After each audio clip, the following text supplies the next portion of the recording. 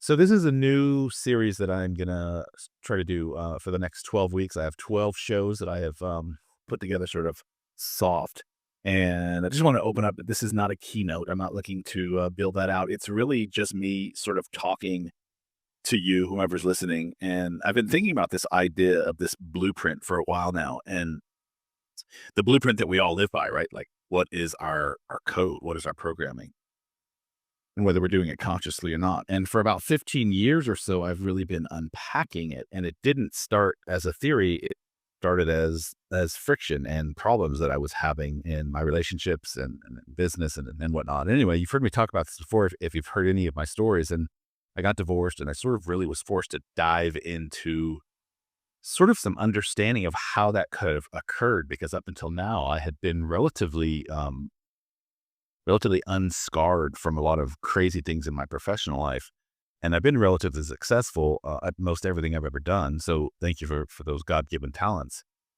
But in each of those endeavors, I kept sort of hitting these plateaus, and they were sort of like inconceivable to me because I would have success and quite a bit of it. And again, this was in relationships, this is in my personal life, this is in my professional life, and then just hit this plateau. And so that's sort of what happened with my marriage. And it failed, and I started realizing that there were some patterns. And it's kind of crazy when you start to see patterns, you have an option to either decide to look at those patterns or to ignore them. And that's what self-awareness is called. And I personally believe you have a personal responsibility to look at every single pattern that occurs and understand the programming behind it. And sort of once you have a better understanding of why it's happening, you can sort of get to the source code and sort of unpack what that source code looks like and identify the things that don't serve you anymore. And so I started looking at these patterns, and I started studying psychology and behavioral theory and energy work and identity frameworks. You name it, I was diving into this stuff because I got a bit of a taste of it, and I started to go down this rabbit hole. And trust me, the rabbit hole is long and deep. Um, and eventually, all of it sort of started to point back to the same thing, a story that I had created about myself. And in that story, there were all of these stacked up layers, layer after layer after layer after layer, that I had never really taken the time to look at or unpack. And that's sort of how our life is, right? 0 to 7, the most formative years. Our parents teach us what they teach us. We learn all of our behaviors, and that ultimately is going to shape how we show up in the world. And then and then after that, every experience that we have is a memory that's encoded into our subconscious. And those memories sort of serve as our context for how we show up in the world and how we view the world, and conversely how the world views us. Because if you understand all this, how the world views you is directly related to how you show up. It's a reflection, basically. It's an indefatigable law of the universe. And so as I started to unpack all these different layers of myself, it just kept leading me to one thing after the next, and I was really forced to start to take a look how I had been unconsciously living for decades of my life, and it was all based upon bad programming. And so one of the things that I've always suffered with is sort of attention deficit disorder on purpose, right? And like, what's my ultimate purpose on being on this planet? And I think I don't think I'm on to something over the last few years, which is why I'm talking to you today. And it really started to center around the power of my story. And your story is like literally everything I just talked about. It's all the layer after layer after layer after layer after learned behaviors, after instructions, after teaching from our schools, from our parents, from our peers, from our friends, from our bosses, all these things. And this story really kind of shapes the narrative of our life and how we live it and how we view the world and how we behave and all these different things, right? And it doesn't just happen like you wake up one day, hey, I think I'll be misaligned today. It just doesn't work like that. What happens is you accumulate these beliefs, these behaviors, these protective mechanisms, these coping scripts over time, from childhood, from culture, again, from everything you've ever experienced, and they solidify into this internal source code that really runs the show for you. And most of it is unconscious. And that's not just philosophical, that is a psychological fact. And there's all sorts of evidence on this. There's a really good psychologist I love to follow, Dan McAdams is his name. And he has this concept of narrative identity. And you can look him up. Again, it's Daniel or Dan McDaniels, and he's got a book, The Psychology of Life Stories. And so he has this narrative identity concept where the internal story that we create to make sense of who we are, that story then serves to inform how we make our decisions, how we set our goals, and honestly, who we think we need to be in order to be safe, to be seen, to be successful. And sometimes neurologically, the brain's default mode network, it gets activated during this sort of self-reflection that I was talking about that I went down. And what happens is it reinforces those old identity patterns unless you interrupt them. And that's the self-awareness work. And you can read about this interruption, this default mode network. Again, I can put all these resources at the bottom of this if you like. There's another really cool research book that I love to sort of reference all the time. It's The Brain's Default Mode. And it sort of shows that if you never stop to examine your story, it ends up running your life. And sometimes it's based on outdated or faulty programming. And what happens is how you show up in your personal life is also most likely how you show up in your professional life, right? So if you have a type of feeling about something, or whether it's your bookkeeping, or whether it's money, or whether it's relationships or customer service, and how you have that in your personal life, that's going to manifest itself in how you show up in your professional life in one way or another. It's just a ripple effect again. So let me give you a real world example that I'm dealing with right now. So I've been navigating for the last few years a very, very complex family dynamic, which arguably is one of the toughest things that I've ever had to endure. And it really centers around this idea of a blended household. And I've never been in a blended family before. I grew up with one of 12 kids, so I sort of have that on my side. But a blended household comes at you with different values, different beliefs, different context, different training, different parenting styles. Your children have completely different patterns that they've learned from their parents, or parent in this case. And I kept trying to apply my way of life, my programming, right, wrong, or indifferent. Again, it doesn't matter. It's a values thing, to their situation. And at first, I got terribly frustrated with the process because I couldn't understand why they couldn't see my point of view. It's like, hello, don't you know who I think I am, type of thing. And then it realized me in the process that that was actually causing a lot of the problem, because in my duress, I'm a reflection. I was bouncing that back to them, and they were receiving it and bouncing back to me. It was a vicious cycle, right? And so I had to really become aware of that situation. And I want to like thank my friend Hillary, who was just phenomenal at sort of helping pattern recognition, walk me through that idea of like unpacking my beliefs. And when I started to unpack my beliefs, I realized that I had sort of some judgments around things.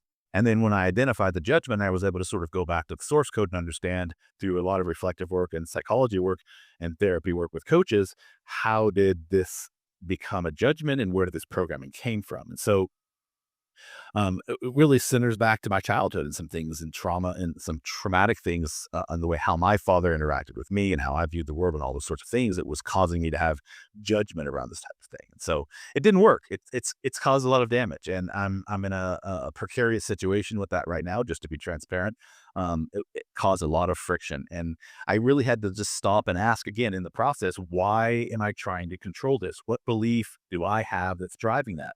And like I said, it turns out it was a really, really old story that I had been sort of using as a source code. And my story is my way is the safest way. Like, how I do things has to work because it's worked for me. And failing to take into account, which is crazy to me that I didn't consider it early on, that they weren't able to adapt because they hadn't been given that model, right? That was their model was completely different than how I had parented my kids. So again, not wrong, not right, not better, not worse, just I had a type of view, they had a type of view, I had a value, they have a value, etc.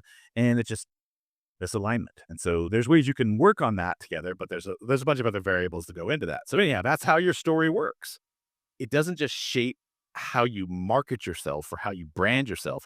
It literally shapes how you love, how you lead, how you parent, how you show up in relationships, how you talk, how you show up on social media, the story I'm telling you right now. And just it's ultimately your existence. And it becomes the operating program or your blueprint. And when it goes unchecked, when you just let it sort of unconsciously live your life for you, it runs you, and the outcomes, the outputs that you get are the peaks, the plateaus, or the failures, or whatever it is that is going into the programming. It's input output, right? Another indefinable law of the universe. That's the idea of what karma is. It's like inputs, outputs, cause and effect. So anyway, um, so I started this program, and what I realized that in the process of building this program, if you can really start to build a blueprint around who you are as a human, then you have a better understanding of how you can build your business, your professional life, how you show up as a leadership, because the two are interconnected. So if your brand feels off, if your business feels heavy, or your relationships keep circling the same pattern over and over, like mine were, it's not necessarily an idea issue. It's not necessarily a marketing issue. It's not a partner issue.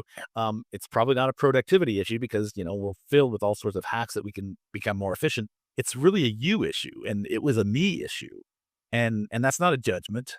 That's actually good news because it means that if you can identify the program, then you can go back in and change it. And anyone who tells you that you can't change a program is full of poo. You can reprogram yourself. You can change. It's a lot of freaking work, but you can change. And this is exactly why I built this Becoming You blueprint. I want to share what I have learned over the last 15 years, and it's a lot of information.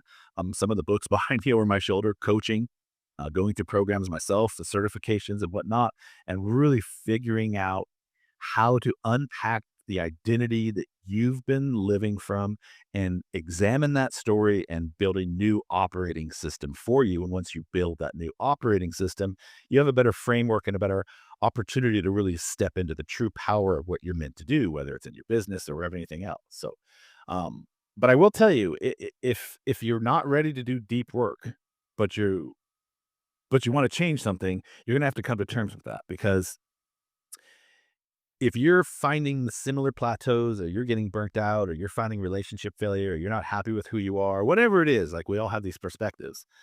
It's really on you to dive into that and unpack it and see what it looks like. And that's why I created these two programs. And this is not a sales pitch. It's just sort of why I got into this idea of who are you and this Becoming You blueprint. And then the other one is sort of you migrate into how do you build your business around that. So those are two different programs that I'm now offering. They are some deep, deep, deep ass work. I appreciate you understanding that going into it. It's going to require some reflection and some introspection and some self-awareness and some personal responsibility and accountability to really step into understanding what is driving your unconscious living, and then reprogram that. And I have chosen my profession to walk alongside you for this and hold your hand for this. I'm not a coach in the sense of like I'm a therapist, but I am a mirror. And this program is designed to be a mirror so that you can figure out the things that you need and work for you and don't work for you, and have somebody to hold your hand, walk alongside you during that process. And so, whether it's me or anybody else, it behooves you to find some sort of team, community, partner, coach. Not recommended as always your romantic partner, by the way. You probably need some sort of neutral body around that, and really step into who you are meant to be, and start to figure out how to remember all of that. You're not tired. You're not burned out because you're doing too much. You're tired because you're living out of alignment. And that's what I uncovered, is that I was out of alignment. My programming was off. And so if you're ready to sort of get back into that, there's a couple of things you can do today. I really like to sort of like dive into that if you don't mind. There's probably just really start a couple of questions you should be asking yourself is, who am I today? And I actually want you to take this out and sort of journal around this. Who are you today? Like, how do you view yourself? What is your perspective of who you are? And write that down and journal on it, and then reflect on it for a few days. And we can talk about it next week in the next session. But it's really important that you start taking out some actionable. And I recommend a journal writing stuff, because there's some sort of psychology and some neurology that goes on when you're actually writing something down. Electronics are great. I use them all the time, and typing and whatnot, but actually writing something down, there is a direct neural link that occurs. It taps into sort of like a more creative side of your brain and whatnot. And writing things down really helps you sort of dive into it a little bit deeper. So anyhow, write down this question before next week's session, and that centers around, who am I? Just start writing some notes about how you view yourself. You might be surprised at some of the things you come up with. Anyhow, I'm Devo. I appreciate you joining me for today. We did that in 22 minutes despite being late. Thank you for your patience if you were waiting for me to join. If you want to find out more information about me, there's more information in the program notes below. Those references that I talked about in the opening of my monologue are also listed those below. Two great reads. And if you want to connect with me, send me a DM. If you'd like to chat with me, we can schedule a Zoom and just have a conversation about who you are, or where you are, and where are you now, where do you want to be, and how do we close those gaps? And I'd like to do that with you.